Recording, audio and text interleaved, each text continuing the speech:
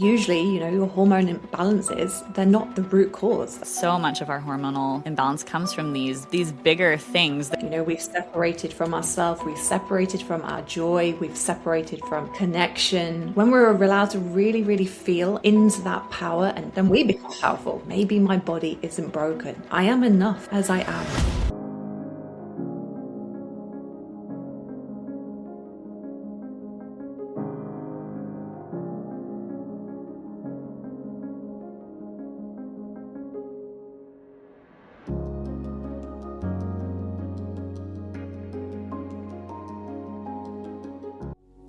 Welcome back to Healthy as a Mother. I'm your co-host, Dr. Leah Gordon, and this is the show for becoming and being a mother, where Dr. Morgan and I share the natural women's health and motherhood guidance you've been looking for through a fresh, functional, and balanced lens.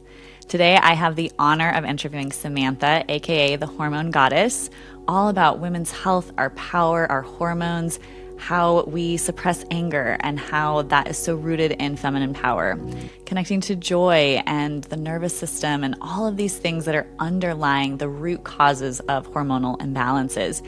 It is a juicy episode. I cannot wait to share Samantha with you. She is just incredible. She is a health and hormone and somatic coach, a womb witch, and a speaker and author. She has written a book called The Hormone Goddess. She is absolutely lovely. I loved every second of this interview, so let's get started.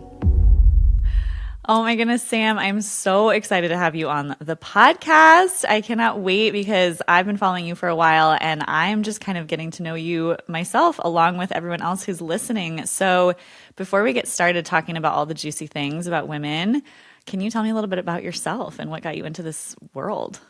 Yeah, so my name is Sam. I'm a women's health and hormone coach, somatics coach, womb witch and priestess as well, and also author. But I think like so many practitioners who work in this area, I got into this because of my own history, my own experience with health and hormones. I mean, it's a long story, and this is very much a shortened version of it, but essentially, I spent most of my life on the birth control pill. So I was put on the pill for heavy periods, painful periods, acne when I was about 13, so quite a young age. And then after I had children, I reached a certain point where I was like, I don't want to do this anymore. And I hadn't started down this path. I hadn't learned anything. I just knew that I didn't want to take the pill anymore. And it was okay for a while. But then what happened was I was in this period of trauma, and just essentially trauma after trauma after trauma. I always say my life is like a soap opera in this phase because everything that could go wrong essentially went wrong. It was really, really intense. And then when I came out of that period, literally my health, my hormones just completely fell apart. I was a smoking wreck, essentially. I had all this weight gain that just wouldn't shift no matter what I did, no matter what how much I exercised, what I ate. My hair fell out in clumps, and I think that for me was the worst one. It was horrendous. I look back at photos at that time, and it's really difficult to see. My acne came back with a vengeance, and I had this horrendous, crippling anxiety that just, my mind was always spinning, always worrying, just always on the go, and then painful periods, heavy periods. I used to have to crawl up the stairs because I was so scared that if I would stand, I would flood. And so all of these things. And beyond the advice of why don't you go back on the pill, which I was really adamant that I didn't want to do, Yeah. nobody could really tell me what was going on because I'd worked in the health industry for a long time. I was eating the right foods. I say right foods in inverted commas. Yeah. I was doing the right things, again in inverted commas, and nobody could really tell me what to do. And so I started, maybe because I have this Scorpio energy, I have a lot of Scorpio things in my astrology chart, this inner determination, this inner stubbornness. And so I started learning myself. I was like, I don't accept this. I do not accept this. And I essentially what I came to realize was my health had collided with my trauma. All of these things that I'd been holding, they'd essentially caught up with me, and it was my body saying, no more, you need to stop, you need to slow down, you need to actually process what you've been through, process all of these things you're holding on to. But again, I started training because I was like, it's not just me. There are so many women. Nearly every woman I talk to has experienced these things. Nearly every woman I speak to deserves this support. And so again, yeah, I started training, and I loved it. But it enraged me as well. So I Yeah. love it. It enraged me. And I'm sure you're the same. The more I learn, the more, and I love learning. I am such a nerd. I just love learning and reading and researching and going down rabbit holes. But the more I learn, the more enraged I become as well. Why are we not taught this? Why are women not given this information from a younger age? Why are we not taught this at school? And so that became that, and that's why I started my page as well. I wanted to share these things. That's amazing. Wow, what a powerful story. I don't know how much you know about my story, but it's very similar in lots of, I always say everything that has to do with womanhood went wrong for me. And, whether it was hormones, migraines, trauma, sexual trauma, infertility with my husband, birth stuff, C-sections when I wanted home births, just a lot that went on there. And so I feel so passionate about this work as well, based on a lot of my own personal experiences. But I do think it's sad that the way that our culture is that in order for people to learn this, we have to have these women that go through these extreme situations that then have so much conviction to go back and try to teach it when it should be. I talk about this all the time, especially why I resonated so much with your posts about why women should be taught this in school, because the amount of time, at least in the States, that we spend on things like algebra and calculus, like math things that I've never, ever needed. Or just, and I love history, and all that, questionable how accurate it is, but just the amount of time that we spend on arguably useless things for so many people. Like, yes, if you're going to go on and be an engineer or whatever, go into that. But the fact that we are all women, like, we are here, like, we're not going to go on and be something different. Like, this should be the foundation of what we're taught, as well as mindset and how to communicate healthfully and eat well. And, just, it's crazy. Yeah. It just makes you want to shake somebody. It's like, why is it like this? Yeah, I completely agree. And again, the more I do, the more frustrated I become, because I don't know a single woman who is given all this information, but I also don't know a single woman who's just cruised through Totally. without struggling at some point in their lives. And so it's so unnecessary. We don't deserve this. And then I think because this conversation is so wrapped up in that internalized shame, this, my period is dirty, I'm dirty, it's sinful, or it's shameful, or it's taboo. I remember being taught from a young age, again, when you're on your period, stash your tampons or your pads up your sleeve, because nobody wants to know you're on your period. And again, it becomes this euphemism, like, I can't talk about it. And so we internalize that shame. And there's this level as well. I think we almost feel like it's our fault when we're struggling because we're not able to talk about these things, because we don't share these things, because it's still so difficult for so many women to sit down, even with their best friends, and say, God, my period was hell this month. I really struggled. It's really hard because we have been taught all of these things when we should be taught a completely different way. And where do you think that comes from? Like, based on all the research you've done and the learnings you've done, why are we here? It doesn't even feel archaic, because I feel like ancient cultures aren't like that. Like, where we are like the weird ones. Like, where did this come from? I think that's it though, isn't it? Again, the ancient cultures, and this is something I love talking about when I give workshops or when I work with women. It wasn't always this way. There was a time, and there are still cultures around the world that value women's cycles, our bodies and things, that see them as sacred. But what if it wasn't always the way? I always plant this seed. What if there is another way? What if you could actually believe that you are sacred just as you are, without needing to lose weight, without needing to change, without needing to hold on to your youth forever and all these things?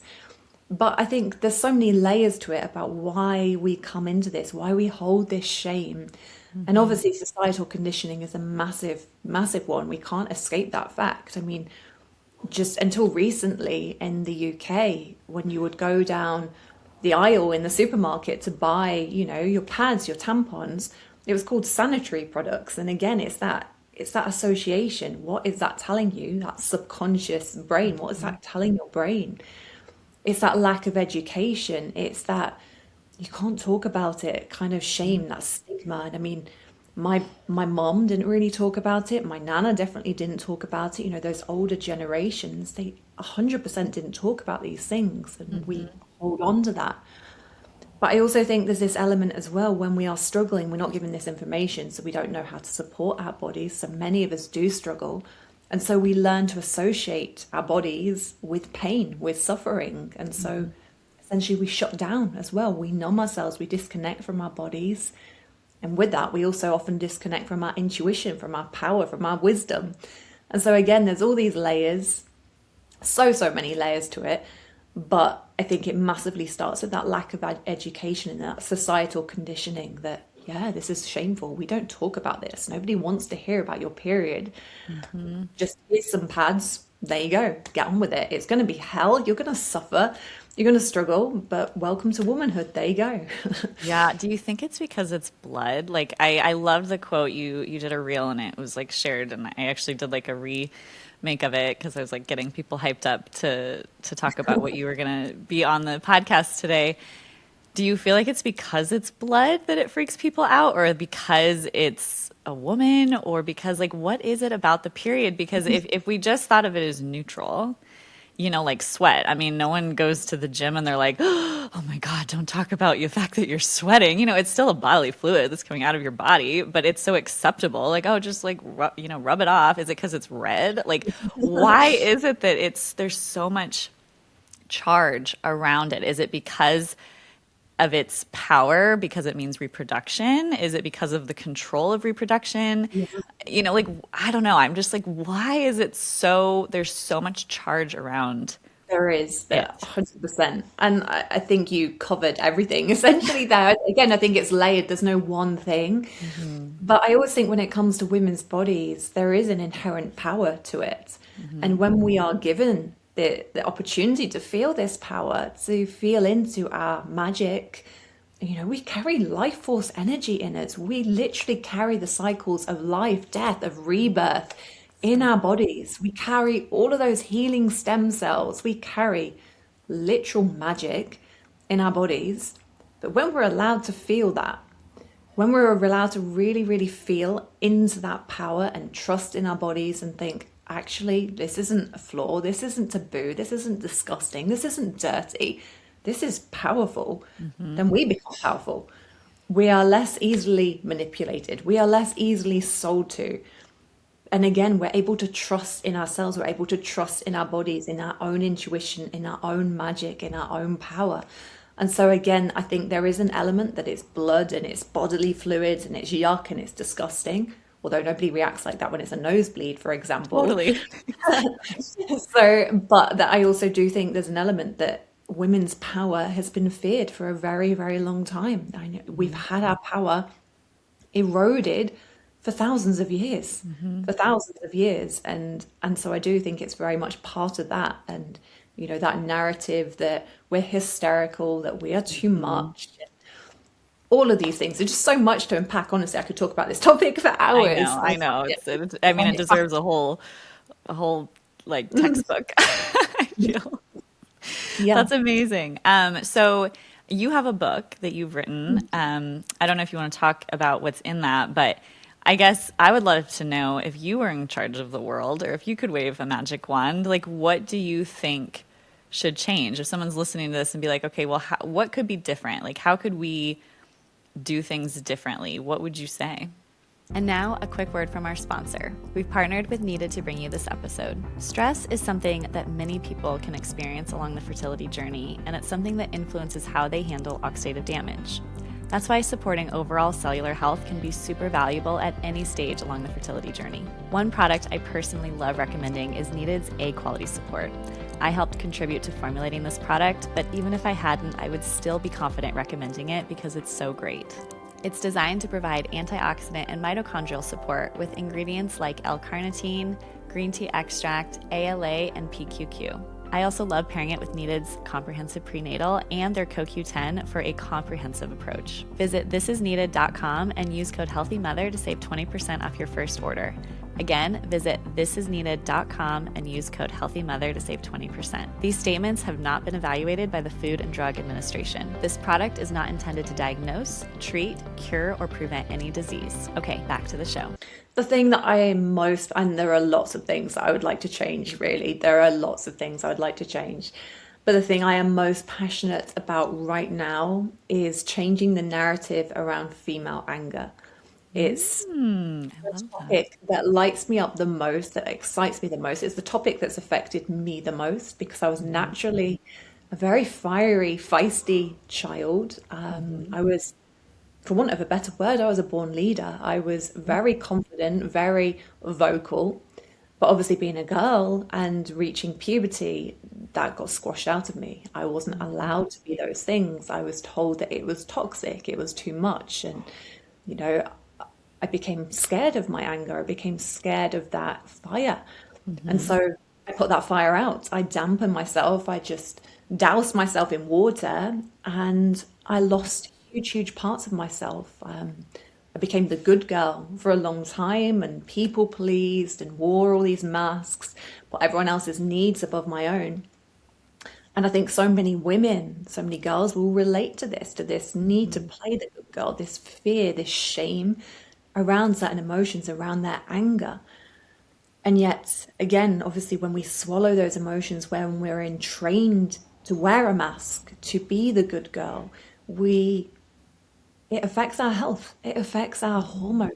It means we're less vibrant. We're full of less, we're full of less energy. That doesn't make sense, but we have less energy to put out into the world. We feel disconnected from ourselves. We're more likely to struggle with hormonal imbalances. And then, of course, the one part of our cycle in our luteal phase where this anger rises and simmers and bubbles and explodes out of us very often. Again, it's demonized, it's pathologized, it's becomes you're too hormonal, you're too much. Again, the problem lies with us. And so, again, we lose this power. We fear our power. We fear our voices. We fear our anger. We fear our emotions. We swallow it down again. And it just has this huge impact on us. And I think this is why I'm so passionate about this narrative of female anger, of female rage, because it has been squashed out of us for so long. We have been told we can't feel this for so long. And yet it's such a powerful emotion. Your anger is sacred. I always say your anger comes from the part of you that most loves you. It's very much related to healthy boundaries, to expression of your needs, to recognizing when a line has been crossed, or perhaps when you haven't been put first and you deserve more. And so your anger is medicinal in so many ways. And so that's one thing I would change. I would go back to my inner child, to so many little girls, and say, actually, your anger is amazing. You are amazing. Keep this anger, keep this fire, keep this power. It is incredible. It is astonishing. It will serve you well. And so that's the one thing I would love to change right now. I love that. That is so cool and totally not what I thought you would say. And I love it. I love that you said that. And it's so interesting, as I'm sure you know this too, but for our listeners who don't know, anger is so connected to the liver and the liver energy, and our liver is where we process our hormones. And so, even in like the Chinese medicine world, suppressed anger is such a energetic root cause of liver stagnation and detox issues in relation to hormones. And so, I think in the conventional Western mindset of medicine, they just separate mental, emotional, and physical, and see them as like two separate things, but that's the farthest from the truth. They're so interconnected. And it's so funny because I went to one of the doctors in my naturopathic medical school. He was really big into Chinese medicine, and he always told me, he's like, you have so much suppressed anger. I was like, do I? I was like, I don't even know. I couldn't even tap into it. I'm like, and he's like, I can feel it. And like, I've always had liver issues, and hormonal issues, and probably, a big part of that. I mean, it's multifactorial, like everything, but it was like, I didn't even know how to connect to anger. Like, I can't even get angry, and it's just so crazy how for you feel like you had it, but it was squashed. And for me, it was like, I can't even connect to that side of myself, which is so interesting. I work with so many women who say they can't connect to their anger as well, that they just don't even know how to feel angry. They know it's there on some level. They Yeah. know they feel it. And it's for me as well. I completely agree. It comes out in those liver issues. I had a lot of liver issues as Yeah. well with that swallowed anger. I also see it a lot in histamine issues. It's Yep. almost like that, that internalized rage becomes internalized fire almost. And Hmm. it's that fire wanting to come out, but it has to go turn inwards when we don't express it. I see it in insomnia and just so many different things. This, again, because for whatever reason, whether we weren't shown how to express our anger or how to use that anger, or whether we had it squashed out of us and we were told we had to be a certain way to be a woman, to be a girl, we had to swallow it down, or whether we were ashamed because so many women are shamed for that anger. Again, it becomes pathologized or demonized, or you're so hormonal, or you're Hmm. hysterical, or you're too much. Hmm. Then again, we just don't know what to do with it. We don't know how to express it. And again, it doesn't leave the body. Like you say, mind and body, they're not separate, even though a lot of Western medicine treats mind and body as separate, they're not separate. Right. And so it's so important for health, for hormones, to find ways to connect to it that don't overwhelm you at first, because we don't want to go into full on rage fests Yeah. if your nervous system's like, wow, what is this? That's too much. But again, we want to find ways to support that anger and to release it, to get it out there. And, for me, my anger is connected to my power. It's one of the reasons why I was birthed into this world, I think, is to Hmm. help find that anger, to release that anger. It's been such a big part of my journey. That's why I'm so passionate about it. And let's face it, we live in a world right now where all women are feeling that anger, are Yeah. feeling that rage. Hmm. And it's a healthy, valid emotion to have. And Hmm. again, I want women to understand that it's a healthy, valid emotion as well. It's not that something's wrong with you. It's, like I said, it's medicinal. So, what would you tell someone like me or somebody else listening? How do you, what is like a tip or two or something on how to either connect with the anger or get it out, like move it through your body or whatever it is that you would say? Like, what would be Again, the I first think tip? there's no one size fits all with it. So it depends very much on your capacity, I think, on your nervous system and where your nervous system is. It's like a really gentle way is just placing your hands over your liver, like Hmm. rubbing your hands together as well. So you've got that warmth. So it actually Hmm. feels nice when you place your hands there and you've got that energy as well. And just gently placing your hands over your liver and just saying, I see you, just breathing into that space. I see you. I feel you. I hear you. I'm listening. And you don't Hmm. have to, ask questions. What's here? What emotions are here? What memories are here? Again, just that I'm listening. I'm going to listen. I'm going to open this dialogue with you. For some women, again, it can be I like the somatic wall pressing, or you can press into your hands. So again, discharging that energy. And for anybody who can't see, just again, literally pushing your palms together and allowing that energy to start discharging when you feel anger. Or again, you can push into the wall, and again, you can emit that growl or a sigh if you like on the exhale, and just let that energy shift from the body. Shaking it off is another one that I really like as well. And for me, my favorite, I love boxing, so that's one that Oh, I love to do. And I'm nice. a badass at boxing. It makes me very Amazing. The everyone's always hormone goddess boxer. everyone's always really surprised. My friend was going through a really hard time with her relationship. This is when I got into boxing, when I was going through my divorce. It was a very hard time, and so that's how I allowed that anger to come out. And so when my friend was going through a hard time in her relationship, I was like, I'm taking you boxing. And she's like, oh my God, I didn't know you could punch like this. I didn't know you could do this. I was like, Yeah. yeah, I'm a badass. Yeah. It just made, again, it's a really, really healthy way for me to express that anger, to tap into that masculine energy in a Yep. way that feels good for me. I have clients as well that I tell them to put on stompy boots, like big chunky Doc Martin boots, literally go and stomp through fields, through woodland, through mud, and just get that anger out. We can look like pillow slamming as well, so lifting a pillow above your head and slamming it into the floor. So there are so many different ways. It doesn't need to be explosive or aggressive or like an attack on somebody or anything like that. There are just lots of ways you can start to channel and vocalize that anger. But then I think it's just really important once you've had that activation to just come back to that grounding, to kind of orient yourself to the room around you, to just, again, to let your body to just know it's safe, and it can discharge that energy, but it can come back to regulation as well. Sorry, I've just given you loads of ideas No, there. that was great. It was so great. I actually did an exercise like this. My sister does a lot of work with trauma therapy, and I've done a lot of my own work too. Like I talk about that a lot on here, and just how many layers there are and so much processing, and even just, one event can have multiple layers that you have to get through over years and years. And I remember she had me do an exercise like that where I gosh, where was it? It's like I almost blocked it out, but it wasn't even that long ago. But I was hitting stuff. So she got like a bunch of pillows, like the cushions from our couch, and a bunch of pillows in like this big center, and I had like a bat. And she like led me through this meditation to get really, really deep into my anger. It was around, a lot of it was like, I think it was around our infertility.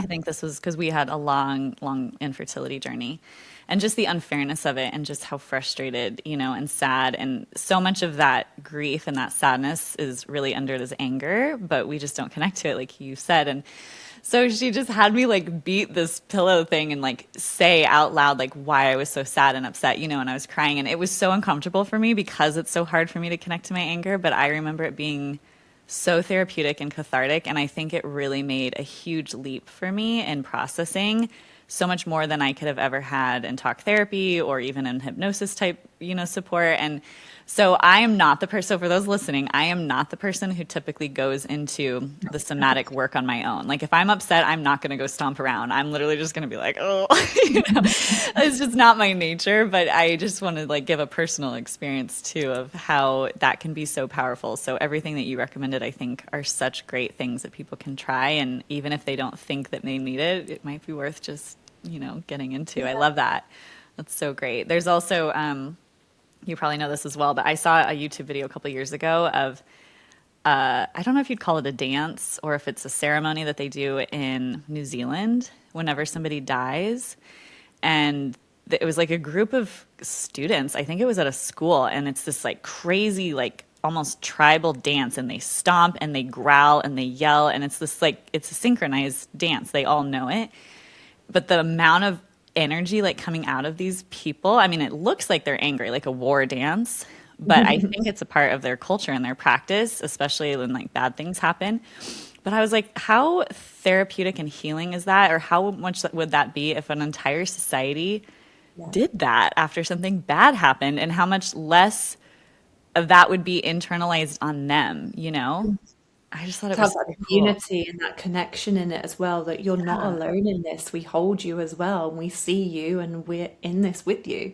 That's beautiful. It's really Yeah, beautiful. it was really cool. It had a name, but New Zealand words, I probably wouldn't be able I would probably butcher it anyways, but it was cool if anyone wants to look it up. But I want to talk about the nervous system. So you'd mentioned that. So tell me about the connection between the nervous system and our hormones, because they kind of seem like they'd be separate, right? But why don't you tell us a little bit Yeah. about that? Well, essentially, I think the shortened version of it is, if your body, for whatever reason, and our nervous system is very primal, it's not necessarily evolved for modern day life. Our nervous system, our stress response is much the same as if we were running from an angry bear, from an angry lion, whether we're replying to emails, running for the bus, dashing around on the school run, which is always my one in the morning, and super stressed, and they've lost socks or shoes and all of these things. But our nervous system essentially responds in much the same way. And so I always say it's not, because I think we demonize cortisol, we demonize stress as well. So I always say stress and cortisol in themselves, they're not a bad thing. You can have eustress, which is a good stress. And cortisol, it helps us get up in the morning. It helps us wake up. If you have low cortisol, you'll also know about it. And so they're not bad things inherently. But when we have chronic stress, when we have chronically high cortisol, for example, that's when it can have that impact on the body. And so again, when our bodies don't feel safe, they prioritize our safety above all else, because your body loves you. Your body wants to keep you safe. Your body wants you to survive. But because of this, because your body prioritizes this, because your nervous system, your response is very primal, again, it prioritizes your safety above things like reproduction, above things like digestion or your immune system. And so again, your reproductive hormones aren't necessarily a priority, and so you might struggle with missing ovulation, for example. You might struggle with low progesterone because we need ovulation to happen for progesterone. There's a relationship between cortisol and progesterone, where if cortisol is chronically high, we might have low progesterone. And so all of these things essentially come from that nervous system over activation, because essentially our bodies are trying to keep us safe. And when they're trying to keep us safe, our hormones aren't necessarily a priority. That reproduction isn't necessarily a priority. Mm-hmm. So we have these knock-on effects that affect our thyroid, our metabolism, our blood sugar balance, all of these things. And again, our body doesn't work in isolation. They all work, everything works together in harmony, or it should work together in harmony. And so one thing can have this massive impact downstream, if you like. And so we start to see all of these symptoms.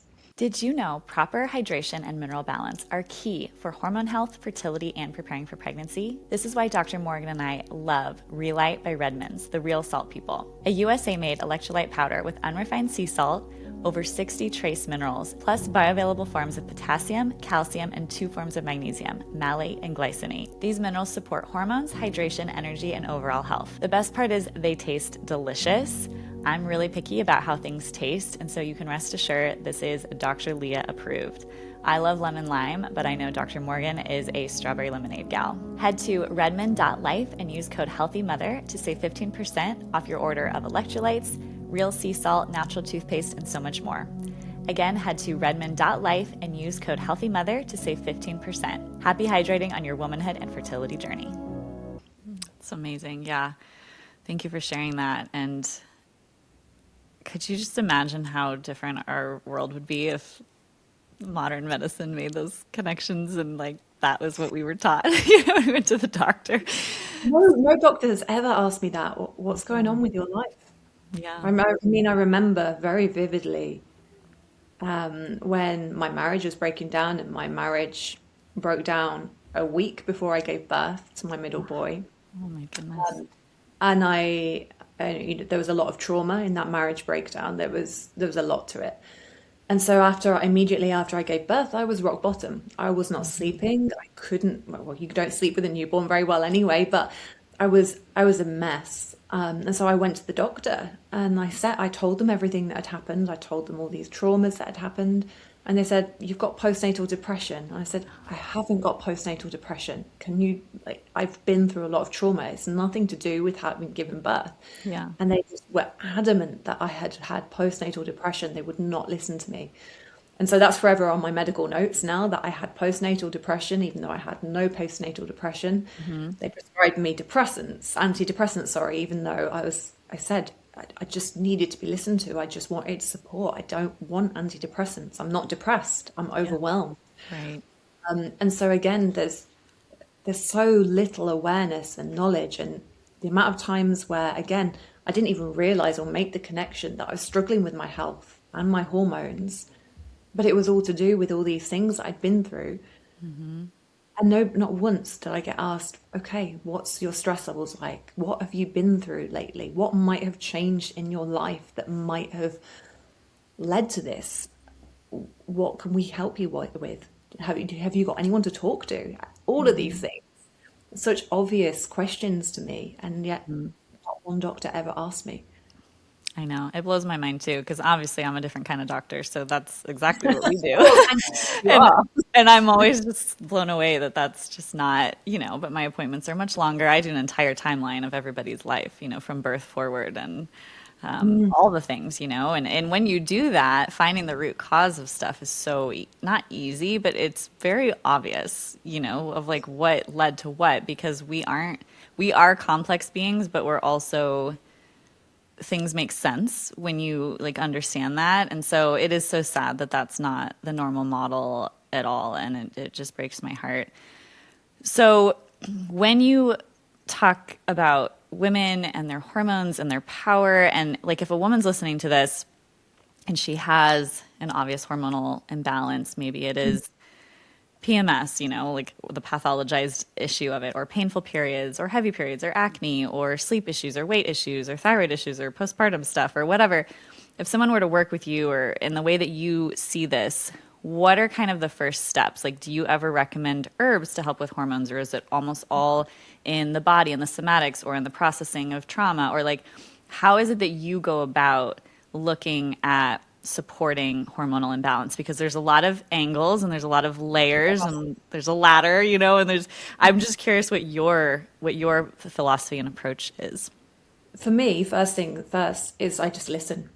I think that for me is one of the most healing things we can do for anybody who's struggling with their health, for anybody who's struggling with our hormones. And it's especially important for women. Our nervous systems have evolved for that connection. That connection is so important for us as women. Oxytocin, the love hormone, is one of the main regulators of our nervous system. Helps to regulate our menstrual cycles as well. And so again, this act of feeling safe, feeling seen, feeling heard and held, just in itself can be powerfully, powerfully healing. And so I think that's always the main thing. I create this space where women can talk and they can share. And like you say, try to get a better understanding of their life story, because it often comes from childhood, or even when we were in our mum's womb, or maybe even from our ancestors itself as well, because it's not always just with us. It can be that epigenetic imprint, or that mitochondrial DNA. We carry that maternal lineage in our mitochondria. And what I've come to realize, and this was myself as well. When I was born into this world, my body never felt safe. My mum, she nearly died when she was having me. She struggled with her mental health a lot when I was younger, and probably when I was in utero.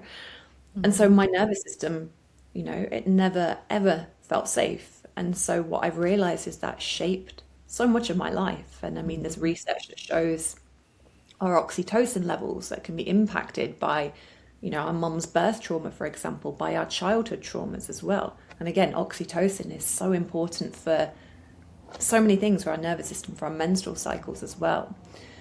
And so just having this awareness, this understanding of where things might have started and where that support might need to come in and what work might need to happen is really, really powerful. But again, holding that space as well to listen, because most of us have never been invited to talk about ourselves, to share our stories. And I think sometimes even in that act of when we're talking, when we're sharing, we can make those connections. We can pull those threads together and go, I didn't even realize that. I think that might have really influenced, might have really affected me. But of course, there's a lot of work that goes alongside that. So a lot of circadian rhythm. I always say it's a really powerful place for women to start with your circadian rhythm. It's free. We can all get that natural light exposure. I say in front of a massive light right now when it's It's so hard. but it's one of those free things that we can all do to just gently support our circadian rhythm, which then obviously supports our digestion. It supports our energy, our thyroid, our hormones, our cortisol, all these things. So that's a really powerful thing. Obviously, nutrition and blood sugar balance are so important as well. But then there might as well be those deeper layers, so those nervous system shifts. So the somatic work, helping our bodies to feel safe again. So helping to bring that sense of safety back to the body. But I also love to do womb work. So womb work is my absolute favorite thing to do with women. And again, Tell us about that for women who don't know what that means. I love it. So essentially, it's helping women to reconnect to their womb space. And so when I talk about womb work, it is that portal, that energetic portal of the womb space. So if women don't have a physical womb for whatever reason, again, you can still do womb work. It's that energetic portal. But our womb, I know we've been conditioned to think of our wombs as just about reproduction, as just about menstrual cycles, as just, this physical organ. But our wombs are the center of our feminine power, of our intuition, of our magic, our wisdom, our deep knowing. They're such a powerful portal when it comes to creativity as well, to transformation, to, they carry the codes of life, death, rebirth. And so they're a really powerful feminine energy center for women to begin working with. And because for all the reasons we've talked about already, because of how we've been taught to numb or silence our bodies or disconnect from our bodies, many of us, again, have been taught to disconnect from our womb spaces, to think with our mind all the time, to think rationally or logically, or, always push, always do, always go, go, go, always hustle. And so when we come back to our bodies, when we start to reconnect to our wombs, but our bodies generally, again, we can access this source of power, of intuition, of wisdom. But because, again, like much of our body, our wombs can hold on to our stories, our memories, our traumas as well. We can start to understand what we're ready to release, what we're ready to shed and let go of as well, and what will help to bring us even deeper healing. And what I always love, one of my favorite conversations, is how your womb connects to your throat. And so there's that physical, there's a biological and spiritual connection between our wombs and our throats. And so it's a really powerful, powerful piece of work to do as well for women who, again, don't feel like they can speak up, who don't feel like they can connect to their anger, who don't feel like they can express themselves or speak their truth. Womb work is it's just magical on so many levels. And like I said, I just love doing it. I love it. That's amazing. So is womb work more physical or more energetic? Like, is that something, if someone were to work with you, where you have people come to you physically, sort of like Mayan abdominal massage, or is it more energetic, like doing meditation, like chakra type stuff? Like, what is it? Or maybe it's all of it? It can be all of it. I don't do the more physical side, but you're absolutely right. So that can be part of womb work as well. You could do womb massage, all those kind of things. But for me, it's that energetic work, that energetic connection. But sometimes it is just that physical connection, just placing hands there. Again, I see you, I feel you, I'm listening. Or gentle massage as well, or stroking. So again, talking about oxytocin, like our wombs are full of oxytocin receptors. Our ovaries have lots of oxytocin receptors. And so again, just these acts of just gently stroking our bodies, massaging our bodies, touching ourselves with love can bring deep healing to our wombs, can bring deep healing to our hormones as well. So it can be that physical work, but it can also be energetic as well. Oh, I love that. It's so great. So what else? What else are some key things, if you were like, these are kind of non-negotiables around hormones that feel really important, other than, what we've talked about, being heard, being listened to, the nervous system work, the circadian rhythm work, doing the womb work? Is there anything else that feels really important to talk about for women who are listening? Joy and pleasure. I love that. I always think this is such a missing piece. And, nutrition is so important. Blood sugars are important. Nervous system's important. But very often we miss this piece of the puzzle, that actually your life is meant to be full of joy. You're not meant to, I know nobody's life is always joyful, and that's okay. That's not the goal either. But we're also meant to feel joy and pleasure. And so I always say to women, what does bring you joy? How often do you carve out time for joy, for pleasure? What do you do consciously for this? How do you feel about experiencing joy and pleasure? And so just for as an example, every Friday morning, so tomorrow morning, we're talking on Thursday, Yay. I go to my local bakery store and I buy pastries, because I love pastries. It's my favorite food in the whole planet. I'm tired of croissants and pastries. And so I buy myself a bag of pastries for Saturday morning. So when I get up in the morning, I can have a coffee, have a hot pastry. And again, it just brings me so much joy and so much pleasure. Love that.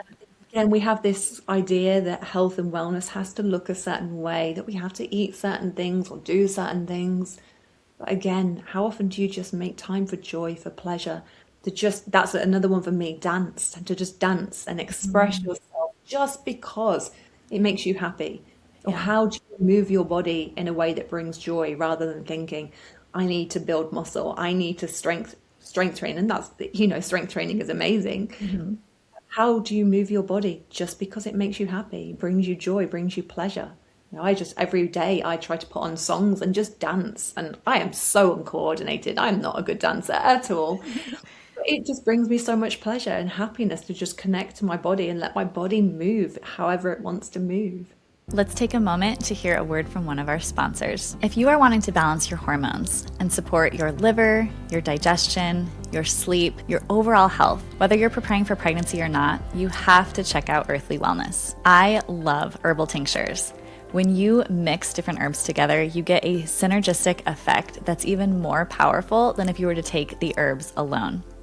And you don't have to take a handful of capsules. Yet finding good blends that are effective and that actually taste good is really hard. So I was thrilled when we discovered Earthly. For hormones and detox support, I would recommend their Liver Love, their lymphatic drainage, and their detox defense tinctures. To support stress in the immune system, consider their adaptogenic and immune support tincture and their sleepy time tincture if you are looking for support with sleep. And they also have a blend called Nourish Her Naturally, which has some of my favorite herbs such as dandelion, red raspberry leaf, spearmint, and nettles, and it tastes delicious. They even have a magnesium cream that you can rub on your feet at night to support sleep, stress, and your hormones. Their site is incredible. They have so much to offer, and their tinctures are absolutely delicious. Many of them are in a glycerite.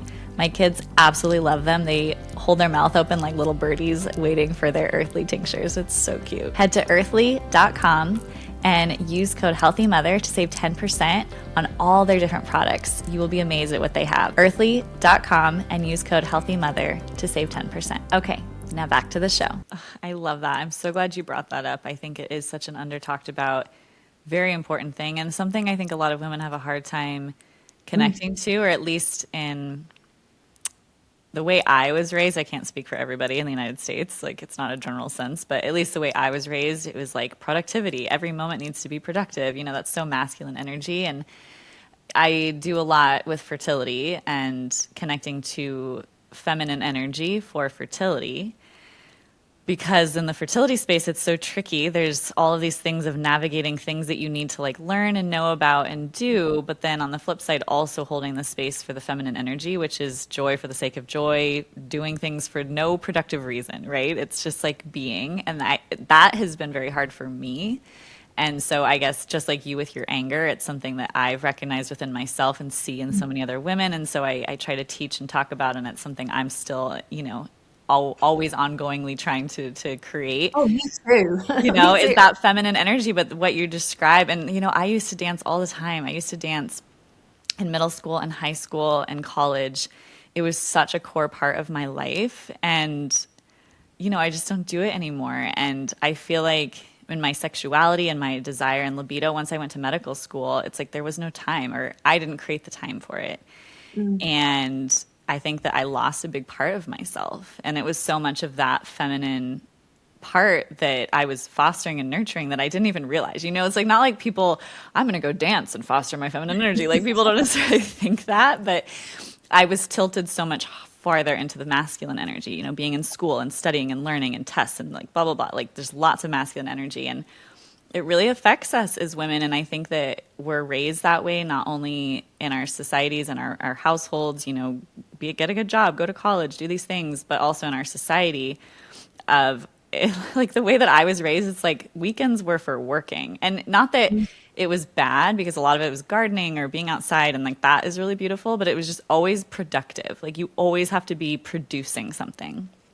And like joy. I mean, when I go on vacation, especially when I've been to Europe, I'm like the happiest person ever, I think, because I really can tap into that of like, there is no purpose here. Like, we are just here to eat croissants, and it is the best thing ever, you know? And like, how do we create that in our daily lives? I love that. I love your croissant example. And just like whatever that is for people. For me, it's taking baths and reading romantic novels. For me as well. I love that. That's like my favorite thing. I'm with you though. That's my idea of joy as well. And there are so many levels of it. But I think so many women, I relate to what you said. I spent 90% of my life in my masculine energy. I had no idea I was always in my masculine. And again, it's something I'm still learning to unpick and untangle. It's not something I have all figured out. I think we have this idea as well when we see people working in these spaces that they've got everything figured out, and that's not true either. I absolutely haven't. I'm still untangling things too. Sometimes I feel guilty for rest. Sometimes I feel guilty for connecting to that pleasure. Sometimes I feel disconnected or numbed out and all of these things. But I completely, like I said, I completely relate because I spent so much time in my masculine, so much time just chronically working, chronically hustling. Some of it was because I was needed to, it was related to my trauma. I had to work, I had to Mhm. hustle. But a lot of it as well was I thought I had to. I thought Yeah. that's what it meant to be successful. I thought that's what it meant to be in this world, that I had to always wear this mask and be somebody that I wasn't, who would have to, I was conditioned to see rest as shameful and rest as lazy and all of these things. And, you know, who are you to want pleasure? Who are you to want joy in your life? And so, again, it's something I've had to really unpick and untangle and work with, and I probably will be forever. Mhm. But just with the dance, for example, I started that to support my fascia. So Yeah. like the older I get, the more like I wake up in the morning, I'm like, okay, I really need to start moving my fascia. It's starting to Mhm. get stiff. And so I started dancing because obviously our fascia moves in like move in spirals. So that, but then when I was doing it, I was like, actually, I just really enjoy this. It just makes me really, really happy. And I to love that. just connect to my body in this way with nobody watching, just connecting to my body in a way for me that brings me pleasure in that moment, that comes to me in that moment, it's just the best. It's just, again, it brings me so much joy. I love that. You've inspired me to do this with my daughter. I used to do this ecstatic dancing when I lived back in That California. sounds incredible. Yeah, and it's like you're just in a room with people, there's like no judgment. It's like very conscious music and you just move exactly what feels like how you want to move. And for me, it's even though I was a dancer, it felt very uncomfortable because it's like, but what are we doing? Like what is the dance? And I do a lot of couples dancing and so I love following, in couples dancing. And then I would do like proper dance where we'd have a routine or whatever. And so just the free dance of there is nothing like whatever is coming from your own internal desire to move your body it was very uncomfortable for me to do Yeah. that. But I would force myself to because it was like therapeutic. It was medicine. It was so different than what I was used to. But I see my daughter move in that way inherently. She's 4 and I Oh, just really want to like foster and nurture that in her more. And so you've inspired me to make sure that we always create space for that, to do more of that just free flow dance because I think it is so healing. And anybody listening, we're so trained in our society too of like we need a pill or we need a potion or we need whatever. And so much of our hormonal imbalance comes from these bigger things. They're like subtler. The way I see it, I think in analogies. And so the way I see it is like a bullet. Maybe a pharmaceutical is like a bullet. Maybe yeah. an herb is like I don't know, like a, a big cannonball or something. But these things that we're talking about, the joy, the nervous system, the trauma, the anger, they're like a giant. I don't know, like there's just like it's bigger. It's not as like tingy, like targeted like a bullet. But if you miss or it's not correct, it's like it doesn't help anything else. Like if that pharmaceutical isn't the correct thing for you, it's like not only is it worthless, it could cause damage. Absolutely. And the herb maybe is a more bigger target that it could hit. But, these foundations, it's like it hits no matter what. It might not be as like tingy. Like we don't think it's like going to be effective. Like, oh, get sun on our eyes. Like, what's that going to do? Because it feels so subtle. It feels so less like sexy, but it is like Also, it's the free as well. We're conditioned to yeah, think healing is it's all this stuff expensive. is free, and it's like it Yeah. is so big that it doesn't matter where you aim, you're hitting the target. Like in such a big way. I don't even know what's bigger than a cannon, like something much bigger. Like it doesn't matter.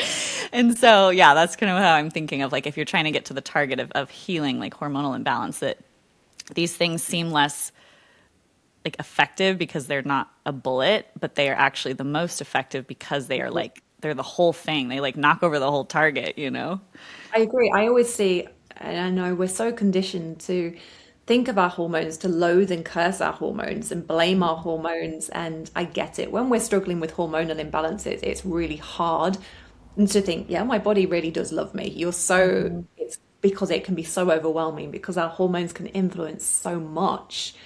It can Mhm. be really difficult to think like that. But our hormones, as you know, they're messengers. Our hormones are reflecting. I always say they're like mirrors. They reflect your inner and outer world. So they're just reflecting back to you what needs more love, what needs more nourishment, what needs more joy. What are your relationships like? All of these things can impact your hormones.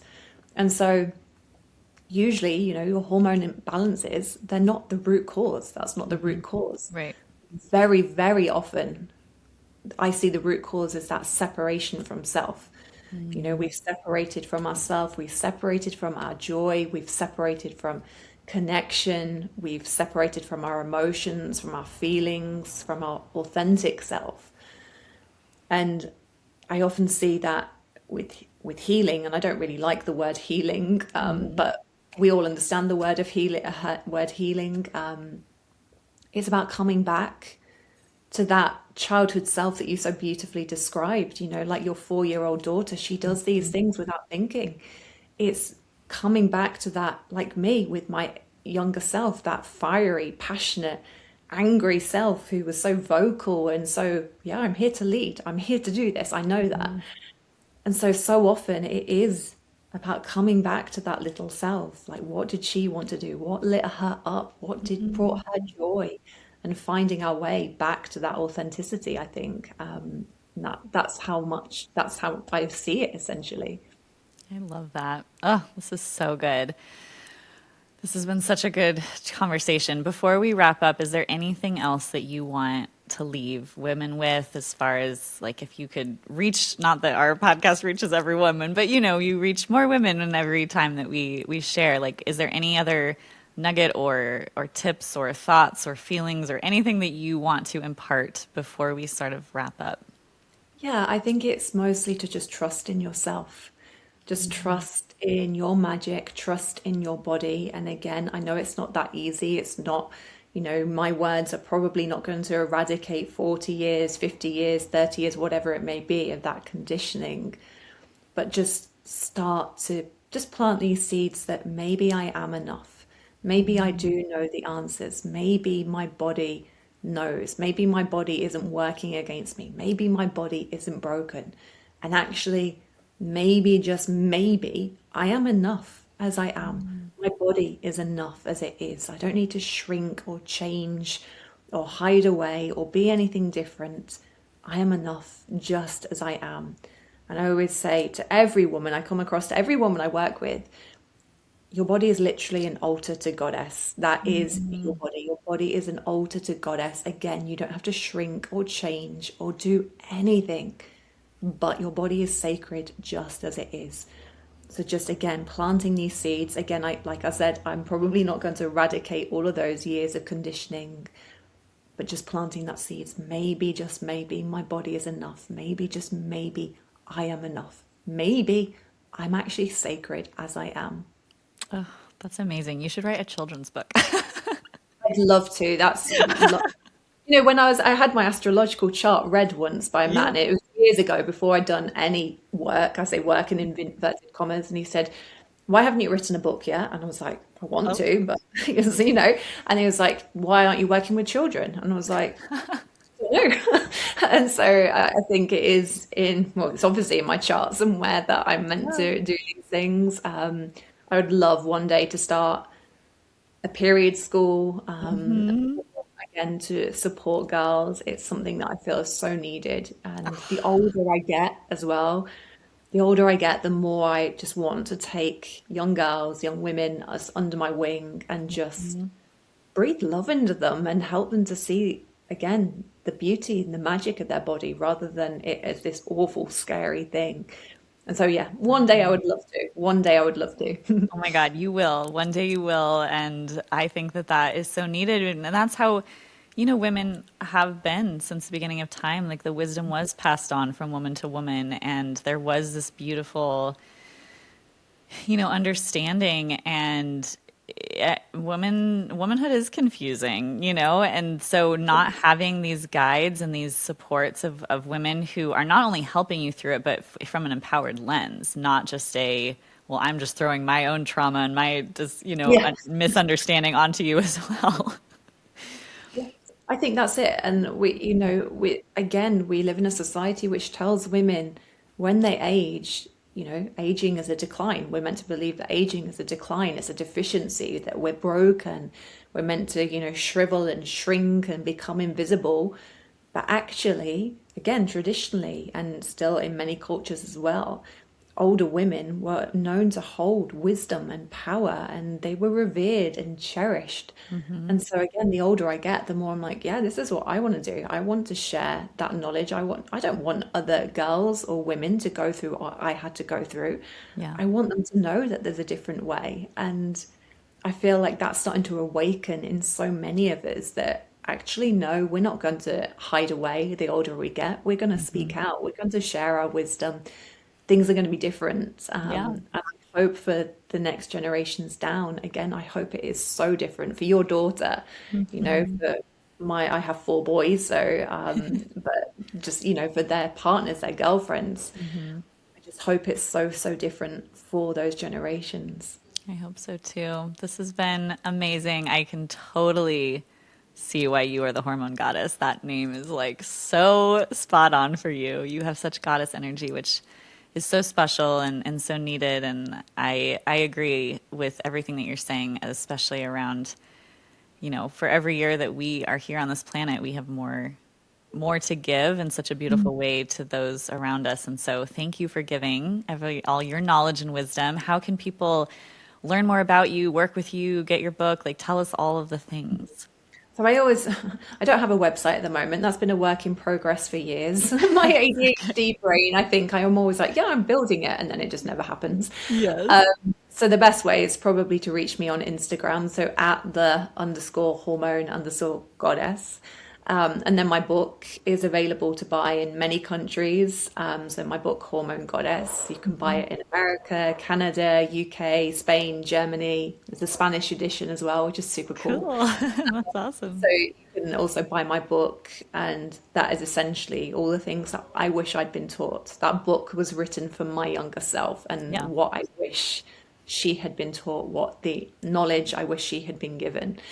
But I always love to chat, essentially. I just love to chat. I love women. I love hearing from other women. So, my DMs are always open. I just love to chat and hear from women. Amazing. Well, maybe I'll have you on as a guest inside of my membership, Womanhood Wellness, because I think I that they would love it, honestly. love to hear I you. just loved chatting with you. So thank you Perfect. Oh my for gosh, of your course. time for having me on here. Yes, this is so great. It's my own new fun, new friendship. That's what I love this podcast. It's like, Honestly, it makes me happy. I think this is the really cool thing about social media. I think it has a yes, lot of flaws, obviously, but yes. I get to chat to women like you and to connect with women all over the world who I've never gotten to chat with before. So it's amazing and I love it. I feel the same way. We were definitely divinely orchestrated together. So thank you so much. And yeah, this has been an amazing episode. Thank you. Thank you. If your heart aches for a baby, whether you're dreaming of motherhood someday or you're already on the path and it hasn't been going as you imagined, I want you to know that you do not have to do this alone. Consider joining me inside of my Womanhood Wellness membership. You get a custom blueprint unique to your woman essence type, which is where you are right now on the journey. You have access to all of my courses and content, which includes how to boost egg and sperm quality, the energetics of fertility, investigating fertility, optimizing IVF if that's a path you have to go down, navigating pregnancy loss. I have my Essential Foundations course where you learn all the things that you really need to know to have a thriving hormonal and fertility system. You learn the hormone handbook where I dive deep into all the different hormonal imbalances and what you can do naturally to rebalance them. I have deep dive courses on vaginal microbiome, in detoxing, on mindset. I give you my natural medicine protocols. You have the ability to order labs on your own. You get discounts on supplements and other products. I have organized the community by your season. So if you are breaking up with birth control, you can jump in a chat with women in that exact exact same season, if you are trying to conceive, or if you are going through pregnancy loss or infertility or IVF or low libido, there is a group of women who are going through the same thing. We also have full community areas like our breakfast club, where every Monday we share what we're having for breakfast to inspire each other, and our daily flow, where we connect as a collective community and do challenges and learn from each other in that way. On top of all of that, I do a monthly live Q&A where you can bring your questions, and they're always recorded so you can listen if you can't make them live. And then I have various calls with other practitioners like Sadie, our amazing personal development coach, and so many others, where you will be able to receive healing and learn other perspectives. Being a member inside Womanhood Wellness also gives you discounts to join my upcoming immersions. Take around 22 women for a month to dive deep into a specific topic, like decoding desire, or building your dream life, or navigating painful periods, or navigating unexplained infertility. This is the place that you want to be if you want to know all of the natural root cause and supportive measures that you can take to optimize your womanhood journey and your path to and through motherhood. Head to womanhoodwellness.com and use code podcast to save 20% off your first month. I can't wait to see you inside. In order for others to hear this information, please leave a review with Apple Podcasts, subscribe, and share with a friend who would benefit from this content. Please remember that the views and ideas from this podcast are for informational purposes only and are not intended to be a substitute for medical care of any kind, including the diagnosis and treatment of any disease. Consult with your provider before integrating any of this information into your own healthcare plan. A healthier future starts now, and it starts with you.